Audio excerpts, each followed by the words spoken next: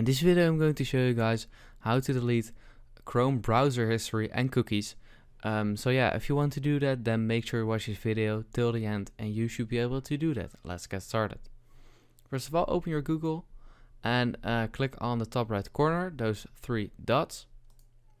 Then go to More Tools and it says Clear Browsing Data.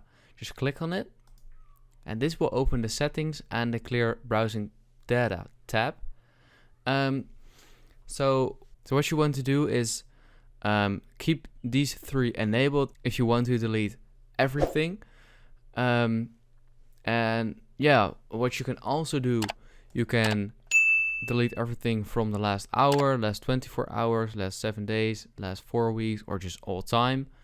You can also go to the Advanced tab and here just select and deselect the things you want to delete or not, but just go to Basic and click on Clear Data, and yeah, then you've deleted everything from Google.